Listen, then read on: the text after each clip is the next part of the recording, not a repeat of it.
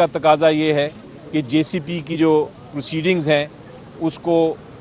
Post پون کیا جائے، اس کو ملتوی کیا جائے، اور اس کی وجہ میں نے خط میں یہ بیان کی ہے کہ جب تک ایک فیصلہ نہیں ہوتا کہ اسلام آباد ہائی کورٹ کے جج کون ہیں، سینیورٹی ان کی کیا ہے، تب تک آپ سپریم کورٹ میں ان کو کنسیڈر نہیں کر سکتے، اور تب تک چیف جسٹس کا معاملہ جو ہے ایک بڑا اہم معاملہ ہے۔ چیف جسٹس اگر عامر فاروق صاحب کو JCP آج چیف جسٹس کو سپریم کورٹ کا جج بنا دیتی ہے تو پھر سپریم کورٹ کے جج بننے کے بعد چیف جسٹس کا جو پوسٹ ہے وہ خالی ہو جاتا ہے، تو سوال یہ پیدا ہوگا کہ وہ پوسٹ میں JCP کس کو بنائے گی چیف جسٹس،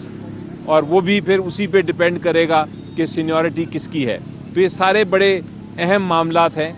یہ بھی معاملات اس لیے اٹھائے گئے کہ 5 جج صاحبان جو ہیں ہائی کورٹ کے، انہوں نے بھی خط لکھے، اور 4 سٹنگ سپریم کورٹ کے جج صاحبان نے بھی خط لکھے، جنہوں نے اپنا اوبجیکشنز ریز کی، اعتراضات ریز کیے، بڑی بھرپور بحث کی ان خطوط میں کہ کیوں یہ سینیورٹی نہیں دی جا سکتی ایک اس جج کو جو کہ ٹرانسفر کیا گیا ہو اسلام آباد ہائی کورٹ سے۔ تو یہ ایک بہت بڑا آئینی بحران اور جوڈیشل بحران ہے، اور ہم اب جو JCP کی میٹنگ ابھی اگلے 15 منٹ میں شروع ہونے جا رہی ہے، میں اس میں یہ سارے معاملات اٹھانے جا رہا ہوں تاکہ ان کو درخواست کی جائے، میجورٹی کو درخواست کی جائے کہ وہ اس پروسیڈنگز کو پوسٹ پون کریں، اور پہلے عدالت فیصلہ کرے یا JCP فیصلہ کر لے کہ یہ سینیورٹی جو ہے وہ کس طرح سینیورٹی کس طرح اس کی بنے گی، اور اس کے مطابق پھر آگے چلا جائے۔ سر، یہ آپ اپنے نکات اگر اٹھا لیتے ہیں اور یہ JCP پھر بھی پروسیڈ کرتی ہے، آپ اس سے بائیک آؤٹ کریں گے، اس پہ بیٹھیں گے؟ نہیں، دیکھیں، ہمارا کام اس وقت بڑا واضح ہے، اور وہ یہ ہے کہ ہم نے اس میں پارٹیسپیٹ کرنا ہے اور اپنا موقف پیش کرنا ہے اور ریکارڈ پہ پیش کرنا ہے۔ آپ کو پتہ ہے کہ IMF بھی آ رہی ہے، وہ بھی دیکھنا چاہے گی کہ ہم نے کیا موقف اختیار کیا۔ بائیکاٹ جواب نہیں ہوتا۔ بائیکاٹ تو ایک طریقہ کار ہے جہاں آپ چیز کو چھوڑ دیتے ہیں کسی اور کے ہاتھ۔ ہم نے میدان نہیں چھوڑنا۔ میدان میں جتنی بھی مشکلات ہوں، جتنا بھی آپ کے خلاف ایک میجورٹی ہو، آپ نے اپنی آواز اٹھانی ہے، کیونکہ ایک آواز ہی چیز ہے جو ہمارے پاس ہے، اور آواز سے ہی پاکستان کی تاریخ اگر آپ دیکھیں، آواز سے ہی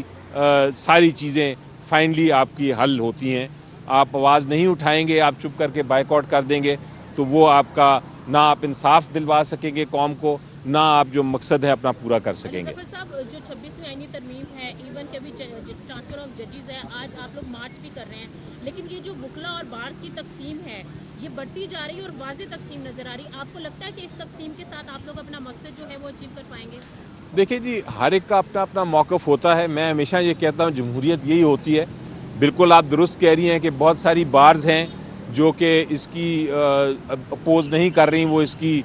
بلکہ حمایت کر رہی ہیں، اور بہت ساری بارز ہیں جو کہ اس کی مخالفت کر رہی ہیں۔ تو یہ مخالفت اور حمایت ساتھ ساتھ چلتی ہے۔ ہم چونکہ مخالفت کے ساتھ کھڑے ہیں،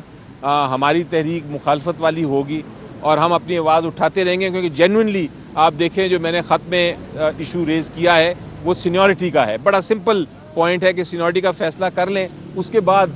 جو 26ویں ترمیم کہتی ہے اس کے مطابق آپ بے شک ایکٹ کر لیں، لیکن آپ سینیورٹی کا فیصلہ کیے بغیر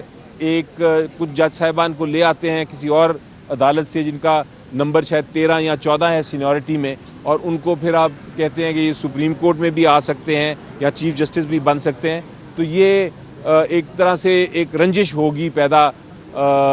ججز میں بھی، اور یہ جو ہمارا سسٹم ہے، عدالتی نظام ہے، اس کو بہت بڑا نقصان پہنچے گا۔ تو ہم اس اصول کے اوپر کھڑے ہیں۔ کسی شخصیات کی نہ میں بات کبھی کی ہے نہ میں کروں گا۔ شخصیات آنے جانے والی بات ہوتی ہے، لیکن انسٹیٹیوشنز ٹھہرتی ہیں، اور اصول جو ہے وہ سب سے زیادہ ضروری ہے کہ اصول پہ آپ کھڑے ہوں۔ جب تک آپ اصول پہ کھڑے ہوں گے تو انشاءاللہ آپ کی جیت ہوگی۔ اچھا بیرسٹر صاحب، میں خود لا کا اسٹوڈنٹ ہوں، آپ سے یہ جاننا چاہوں گا کہ یہاں پر آرٹیکل 194 کے تحت ججز جب حلف اٹھاتے ہیں تو اپنے یعنی متعلقہ ہائی کورٹ کی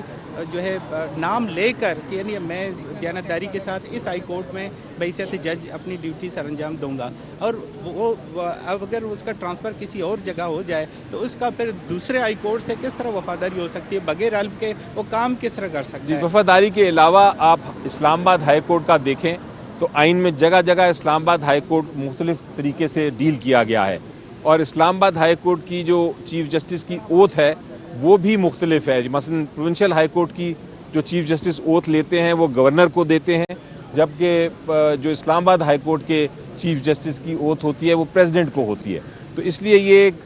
मखसूस अदालत है, और अगर एक जज अपनी मर्ज़ी से ट्रांसफ़र होकर आ रहे हैं तो फिर उनको नई ओथ लेनी पड़ती है इस्लामाबाद हाई कोर्ट को, अगर उन्हें ज्वाइन करना है। और मेरी नज़र में अगर वो ज्वाइन करते हैं तो फिर सबसे वो सीनियरिटी उनकी बॉटम पे आती है, वो सीनियरिटी में सबसे सीनियर नहीं हो सकते। हाँ, अगर वो वापस जाना चाहें अपनी पेरेंट कोर्ट में तो फिर उनकी सीनियरिटी उससे होगी, लेकिन चूँकि ये ट्रांसफ़र उनकी मर्ज़ी से हुआ है तो उनको ये पता है कि उनकी सीनियरिटी नीचे जाएगी। ये एक बड़ा अहम मामला है। बहरहाल इसको फ़ैसला तो अदालत ने ही करना है, हमने तो मौक़िफ़ इख्तियार किया है, लेकिन हम ये कह रहे हैं कि जो भी फ़ैसला करना है आप फ़ैसला कर लें, और फ़ैसले के बाद जेसीपी की मीटिंग में आगे क्या फैसले आपको करें। नहीं लगता जब 20वीं आईनी तरमीम के साथ साथ आर्टिकल 194 को भी तरमीम करके सिर्फ पाकिस्तान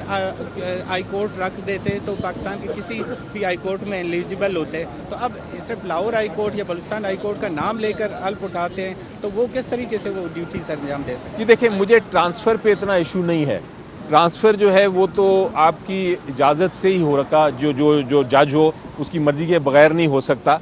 और उसमें चीफ जस्टिस की भी मर्ज़ी शामिल होती है, प्रेसिडेंट की भी होती है, तो उसमें ट्रांसफ़र का इशू नहीं है, इशू सीनियरिटी का है। इशू ये है कि क्या एक